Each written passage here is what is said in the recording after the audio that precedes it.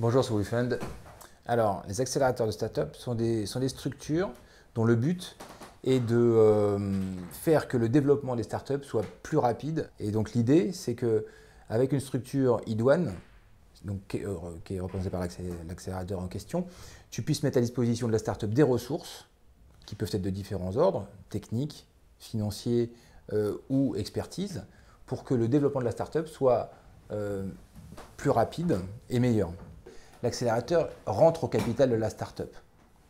Donc c'est un associé à valeur ajoutée. En fait, c'est très récent. De toute façon, l'histoire au global est quand même récente, mais on peut dire qu'il y a 2 ans à peu près que ça a commencé en France. D'abord avec des structures plus généralistes et sur des modèles assez différents. Innovigo, c'est un accélérateur spécialisé dans le digital, ça c'est sûr, et le tourisme et les loisirs. En fait, nous, notre vision de l'accélération, c'est que ça n'a de sens que si on connaît les métiers. On pense qu'il y a une espèce de backbone de compétences qui peut servir à tout le monde, mais que sur la partie BizDev, sur la partie compréhension des métiers, c'est important d'avoir une spécialité.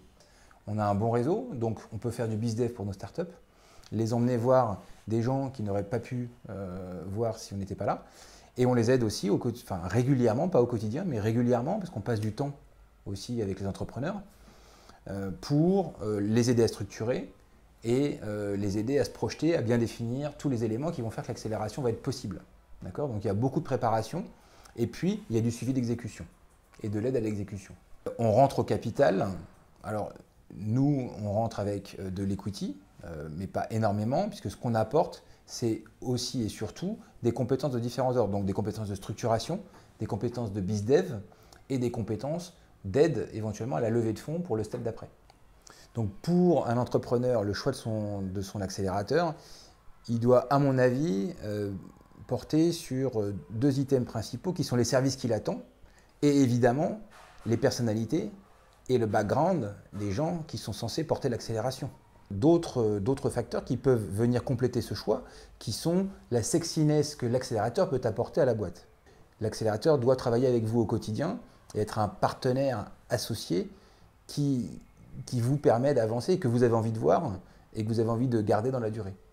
Donc pour moi, c'est vraiment les éléments qui sont clés. Pour moi, en fait, je n'oppose pas les différentes façons d'investir dans une société. Les investisseurs ont des intérêts qui peuvent être complémentaires et quand c'est le cas, il n'y a aucun problème. Le deuxième item, c'est qu'il y a une notion de temporalité. L'accélérateur est là pour faire passer cette phase des startups qui peut être plus ou moins longue, qui est la phase critique qui permet de dire ok, alors il y a soit zéro, soit très très peu, et je commence à infléchir les chiffres. Et ça peut aussi rassurer les investisseurs, qu'il y ait d'autres investisseurs qui soient impliqués plus que ne le feraient les investisseurs individuels ou institutionnels. Avec, si en plus ils ont des compétences business associées au métier de la startup, je pense que ça aide. Donc il n'y a aucune incompatibilité, au contraire, plus on est autour de la table, mieux c'est. Donc les intelligences regroupées valent mieux qu'une. Merci, c'est WeFund, le blog.